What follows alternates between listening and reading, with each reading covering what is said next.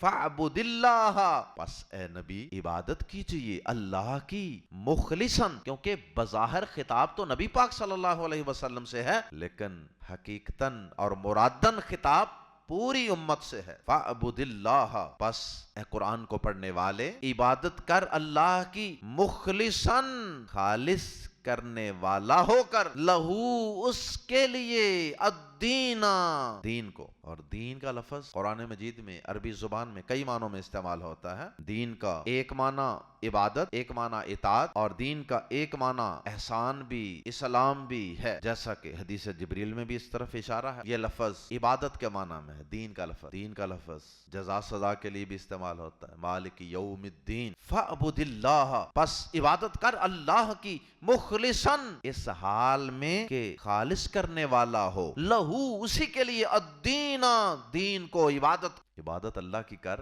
لیکن اس حال میں کہ تو عبادت کو صرف اور صرف اللہ کے لیے خالص کرنے والا ہو۔ عبادت میں کسی اور کی بالکل کوئی شراکت نہیں ہونی چاہیے۔ رکوع ہے، سجدہ ہے، قیام ہے، دعا ہے، نظر نیاز ہے، جو کچھ بھی ہے، وہ ساری چیزیں ان میں اللہ کے علاوہ کسی اور کو شریک نہیں کر۔ ایک تو اس میں اللہ تعالیٰ کی عبادت میں اخلاص کی تلقین ہے۔ دو مطلب ہیں اس کے، ایک تو یہ کہ اللہ کے علاوہ کسی اور کی عبادت نہیں کرنی، کہ اللہ کی بھی کرو، 90% اللہ کی عبادت کر رہے ہو اور 10% آپ کسی اور کے کر رہے ہو، یہ عبادت خالص تو نہ رہی۔ 100% عبادت صرف اللہ کے لیے۔ اور دعا بھی عبادت ہے نا، تو اگر دعا کسی اور سے مانگ لی تو پھر عبادت خالص تو نہ رہی۔ الدعاء هو العبادہ، دعا تو عبادت ہے نا۔ اور ایک اس کا خالص کرنے کا مطلب یہ ہے کہ عبادت کرتے وقت رضامندی صرف اللہ کی مقصود ہو۔ یہ کبھی خیال نہ آئے کہ میں نماز پڑھ رہا ہوں تو فلاں دیکھے گا تو وہ کہے گا کتنا نمازی ہے، کتنے لمبے سجدے کرتا ہے، کتنا قرآن پڑھتا ہے، یہ کتنی تسبیح پھیرتا ہے، یہ کتنی لمبی لمبی آہوزاریاں کر کے دعائیں کرتا ہے، یہ کتنے روزے رکھتا ہے، یہ کتنے حج عمرے کرتا ہے۔ یہ نہیں،